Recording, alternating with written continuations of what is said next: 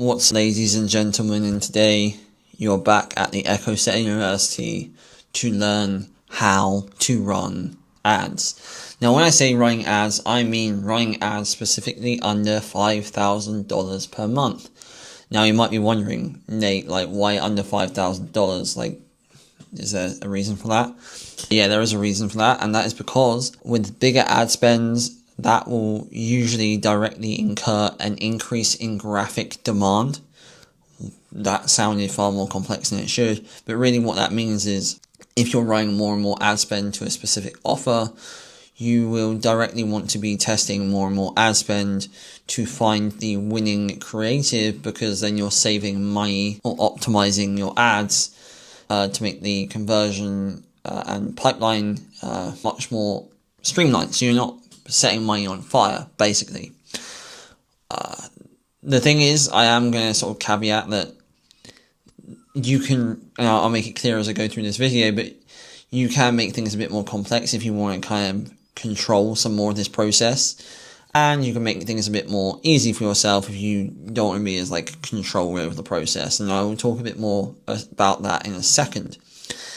Later on, I'll probably publish another video on more advanced ad setups, where you can just test a winning ad better, which will be broken down between testing and scaling ads to basically shoot the losers and promote the winners.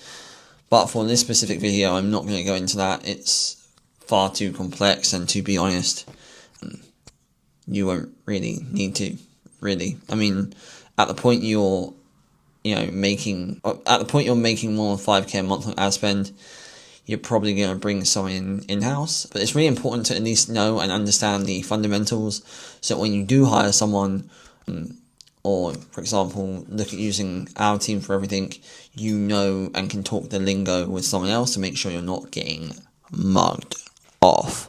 So, without further ado, let's jump into a complete fundamental breakdown of how ads work under 5k. And this is going to include just like a bit of a strategy as well, in terms of what you could do, what could work. But at the end of the day, it is a testing game. You want to be spending at least, really like 1.5k a month, to be honest. But yeah, let's jump into it.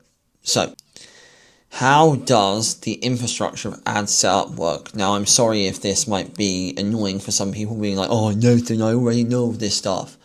Well, some people don't. So if you already know it, you can just listen to it again to solidify your learning. So ads are broken down into three main parts: campaign, ad, set, and ad. Why is my ad mixed up?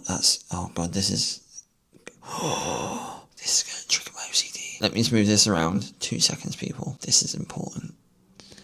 And that'll be 5, 6, 7, and add 8. Right, so now, each campaign holds a singular objective, for example, driving leads. Now, I would say for a more advanced thing that actually you can drive traffic. So when you pick a campaign, you can pick a traffic campaign, run that for about 1,000 impressions, and pick the one that's got the lowest cost per click.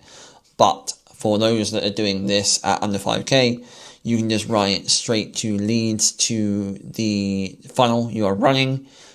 Yeah, so the campaign objective will be funnel, and that objective will go through any ad set you create. When it comes to the ad set level, this differs in setting your audiences, setting budgets. For example, you might run the same ads and say, what's better, UK or US? What's more effective? That would be a prime example, for example. That doesn't make any sense. Anyway, the other thing would be broad targeting versus interest-based targeting. So running a broad target saying, attention med spa people, and then running the same ads in your ad campaigns to a more specific targeted ad set, which would be like med spa. I don't actually know the specific label on the interest, but it will be something like that. And then you have your ads. So that's where you set the different copy, creatives, and links. Now what I would recommend is you can probably do don't try and completely reinvent the wheel. When you launch your first ads, you can do 1 static, 1 video, 2 static, 2 video. When you then change them, just try and track maybe on an Excel sheet or wherever it may be, somewhere with like some kind of organization, okay? So what I mean by that is you might want to target a specific angle of a specific pain point. That might be ad 1. So you can have like image 1, copy 1, image 1, and copy 2. Copy 1 is like using pain point 1, and copy 2 is using pain point 2, but using the same ad graphic. Then, if you see, for example, that copy 2 with the same graphic has a better click-through rate, then you could naturally, decide and assume that that specific hook or pain is more resonating with the audience to get the click, and therefore you can then scale that into video content where it may be. I am going to include some structures of like copy and stuff in another module, but I'm just kind of going off piece right now. Point to learn there. Don't just randomly make stuff. Try and use your ICP that you built in the earlier modules to lead hooks, pain points, and targeting their needs rather than just creating random stuff. Yeah. Next thing. Understanding the difference between ABO and CBO. You've probably never heard of those things either. Now, I'm just going to go into these very briefly and explain them. To be honest, as a beginner, you're not going to get punished if you don't use ABO, and I'll explain what that means. But the point being, you can just use CBO, the campaign budget optimization from Facebook, which is run by their algorithm. This will be much more effective if you just want to chill out whilst you're running your ads. And so, the way it works is that you see the exact same ad structures again. You have ABO and you have CBO. With campaign, when you assign a budget, what will usually happen when you run CBO is that the budget will be unequally distributed, in which Facebook determines what is most optimal.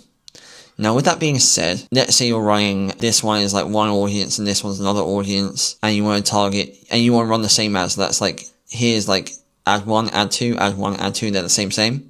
If you truly wanted to truly and accurately test which audience was better, you would really need to run ABO campaigns. An ABO campaign is when the budget is equally distributed amongst your audiences, your ad sets, whereas CBO is unequally distributed. So I'll say that again.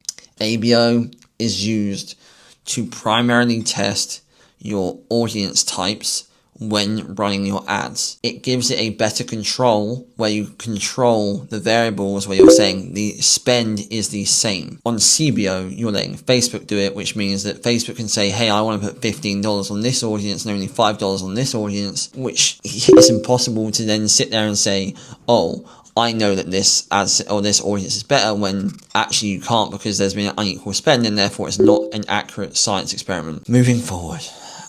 To be honest, the reality is, if you're running, like, let's say under a 3K ad budget, you probably won't need to do this. And if you're running a singular ad set, then you won't need to do this. Yeah. Now, the psychology behind metrics. Now, when you're looking at metrics are here because they are simply, I guess, number, or like psychology in number format. That's kind of how I like to look at things. You don't need to get too crazy. Again, like, I know many successful agencies that aren't the most hyper on analytics, but you do need to understand your analytics to an extent and your numbers to an extent where you can make rational decisions. Now, when it comes to advertising, there are obviously important metrics. Your click-through rate and cost per click are usually a good determining factor of people's interest of the ad. With that being said, like, please use some common sense. So if you run an ad saying, like, I'm giving away free jewelry, like, that's going to get a hell of a lot of clicks. But the thing is, the actual lead quality of those people is going to be really low because you're giving away free shit. Same with when I was doing, obviously, when I run my e-com agency and my e-com businesses. When you do a free giveaway on an email list, the quality of the email list, once you've given away the free item, the people that signed up didn't convert. You'll often find that people, if you give someone a discount, like a $20 discount, you'll actually generate more money than creating loads of leads for a free giveaway. Point being, like, if your ad's like very similar and the offer's similar, so let's say it's the same offer but a different creative, and the copy and the creative aren't giving away anything misleading, there's a high likelihood that it's actually just a better resonating ad. With that being said, you'll also want to look at how many appointments and how many conversions are coming from that specific ad. If continuously there is one with a higher CTR and a higher CPC, but has more bookings and more follow through, then common sense would say that even though it has higher, it gets a more quality intent lead that then books a call. So just try and balance that, because it's not always like a complete black and white picture. Now, the other thing you're going to want to keep an eye on, I did show you the calculator in the module, was like cost per booked appointment, show rate and close rate, also kind of being your customer acquisition cost. So how much are you putting into the funnel to then get back in revenue? At the end of the day, that's why it's really helpful to have the initial ad source, because you'll be able to see who goes from where. So in your GHL pipeline, when you're running a pipeline, you can very easily label like who's who. So you can see quite evidently what lead is coming from when, so you can make decisions on what to do with your ads after that. Next, types of ad for B2B. Now usually you'll see like a mini VSL, and you'll get static images. I mean, there's pros and cons to both. Static is obviously easier to create and much easier to produce in scale and test and learn much faster. And, in contrast, a mini VSL and just video formats are much harder to create, especially if you're not confident on camera. There's more editing time, it's harder to create variety. But the pro is because it's like a mini VSL, it can do a lot of the heavy lifting up front. So you will find that if people watch it, by the time they get on the book call or they're landing on the landing page, they're pretty qualified, as opposed to an image that doesn't really say much. So what I've done is, and I'll kind of quickly break out of this, and I can just show you the Facebook ads library in terms of finding good ads that will work for you.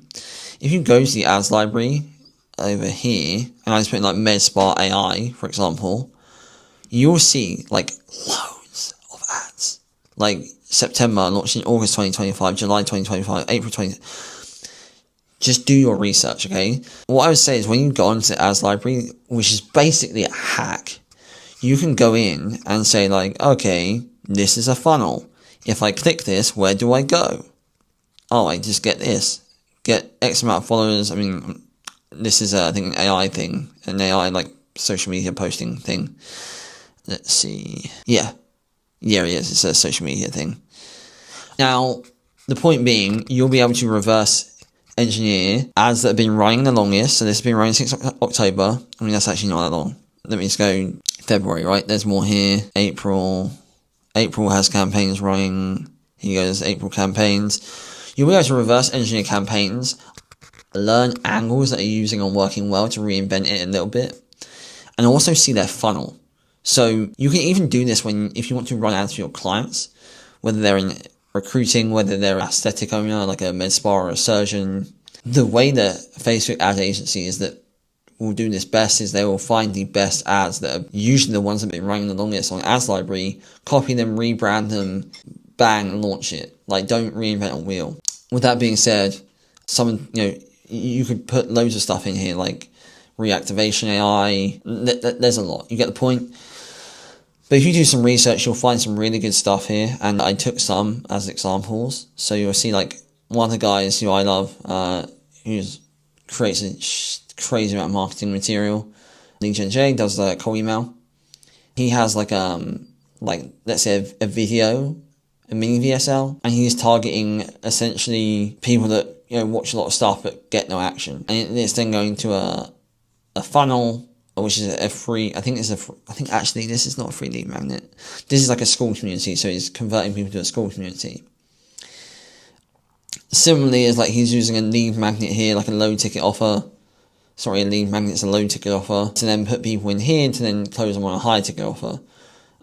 Similarly, we got again the mini VSL, which then goes into the med spa funnel. They just have a form, to be honest, that's a bit plain. And then we have some more static, which then go into the VSL here. Now, you'll learn very quickly, especially when you have the ICP that you create in the modules. You have Claude, you have the copywriting frameworks, you have previously, working ads in the industry. There's no reason, and also you know how to vibe code because I showed you. You have all the you literally have all the templates ready to go. You can sit and churn out offers and stuff all day.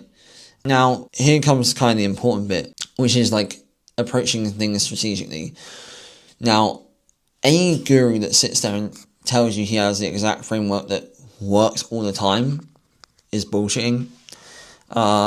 However, very few people will teach you, as I said before, like teach a man to fish or teach a person to fish so that they can feed a village rather than just having one fish and eating for a day. Point being, I've seen a lot of these quote-unquote gurus giving away a single template, and I know it won't work. It's just bullshit. Which is why I try and teach people like how things work fundamentally, whilst giving you templates that you can then tweak and reuse in your own way, because it's just faster to launch. So I've broken down some options of like things that in theory are the best approaches to run in terms of ads, and then you can directly contrast them and compare them and take things that are working from the ad library. And option 1 is you're staticking your video testing to the self-selling demo to the book call. And again, this can be any offer, right? So if you want to take the receptionist off, speed to lead off, reactivation off, it's up to you. But for example, let's say I want to target like people spending money on Facebook ads, or people running Facebook ads like an agency. I can say, attention media buyers, claim, save X amount of money on your ad spend or whatever it may be, like go to the final book call. And then on this self-selling demo, it will like kind of show them what the whole speed to lead for a media buy might look like, that kind of thing. Option 2 is straight to a VSL to a book call. Classic. I've already walked through the kind of pros and cons of each funnel in previous modules. We have also got I wouldn't say a VSL creator, but we have a faceless AI content creator. A lot of people really hate filming themselves. I understand, not everyone's good at it. It takes a lot of practice. Took me years. But the point being is I already have pre-made HD avatars of myself, completely gradable without the echo setter background or top on, which you can create videos from, and then you can like overlay like stock or content over that's like related to the audience or the offer to then produce for yourself, just to save you some time. Option 3 is you have like the ROI opt-ins, like a lead magnet. So right now a lot of the businesses that I do see running ads don't really do this, where we built a funnel for you where it's still in progress, we're still building out a bit more, but they can run different volumes through. They can see current state and optimized state. And then lower down the page, there's the ability to send a custom report to their email. Once you have their email, you can then obviously nurture them back to the book call. You can retarget them when you have enough data. And then you can nurture them to a VSL funnel using the ROI education and using your forever follow-up from your AI. Like, this is a super interesting one. Because we just built the ROI funnels, something I also want to try myself with our agency, where right now with service-based, with B2B, ads will naturally hold a higher cost per lead and cost per customer acquisition, but they also have higher lifetime value, right? Because in plain English, a business doesn't like changing their CRM, it doesn't like changing who they're working with, and if you make them any money, they'll never leave. So they're paying you every month. However, a majority of the people running ads don't build the foundation of why the problem is so important. Instead, they just push AI as a service. Now, when you take approach 3, what you can actually do is you're not asking for anything up front. You're providing free value and free education that they are giving themselves, so they can go in and put their own numbers in, like without anyone sitting on the call. They get the personalized report, which then puts them straight into a nurture, but you can pull the pain that they've realized from the personalized report into all your marketing, which also follows the suit of your VSL. So, for example, what I mean by that, if they're doing a speed to lead ROI, so they do all the information, they put in their ad spend, and they learn how much money they're potentially losing, and then you're retargeting them to a VSL, which is like X amount of businesses don't reply, blah, blah, blah, introducing the concept of the golden minute. This is a process where we do X, Y, Z. We'll guarantee you that you'll convert more in your first month without changing your ad spend, without changing ads, without changing anything. just by inserting this simple thing. You know, if it doesn't, don't pay. Like, that would be the kind of VSL. Book a call below, done. If you were to do them direct to a VSL funnel without having that ROI calculator, it's going to be a lot more of a far-fetched and likely more time to convert. So definitely really worth trying that. Now, obviously, the other thing that I forgot to mention with the ROI opt-in email, so this one doesn't have the VSL, it's just the book call. This one's the VSL. So literally, they get the opt-in, the personalized report goes to their email, and then in the VSL page, you have maybe custom values pulled into that page, being like, you're going to lose X, Y amount of money, watch the VSL below. In that email, you can also include the implementation playbook that we built that you can white label. This is on Canva, you can white label this. And this usually mathematically takes leads through everything. So a super great way, again, to like, you know, really nurture people, really educate people before they go on a call, into the book call, and then nurture back to the VSL using the ROI education. Now, you might have noticed that a lot of that time I was talking more about funnels and ads, but the reality being is like the ad you need to understand is they're just static video to any of these options, right? It's just repetitive. What you need to understand, again, is to check your ad library, you know, pick an offer, pick a niche, and then nail that down, or niche on the offer. So, for example, as I said, reactivation can in itself just be a niche because you're not going into like loads of other areas of marketing and other areas of AI implementation. But that's really the fundamental thing that you want to approach. And in the other modules, I'm just going to give you a few tips and tricks on how to use 7-figure copywriting frameworks that I built over my entire life of marketing, pretty much. And then also how you can use that with Claude to create copy, how you can combine all these things from your other modules, like your ICP that you can create with the copywriting hooks. We have some structures for mini VSLs that many people have used, and that should give you a really good idea on how to run things. So at that point, you now understand how to track things on the back end. You understand the importance of the ads library, the importance of tracking data, the fundamental principles of setting up ad structures, and you like the difference of ABO and CBO, just so you can pick with it, informed decision. And now you've got a ton of options in terms of the strategic approach to take to running ads on Facebook when you're launching an AI offer. I hope that helped. If you have any more questions, please just drop me in the school, share your love, and obviously if you're in our Slack working directly with us, then please feel free to reach out to me more about this specific topic. In the meantime, take care.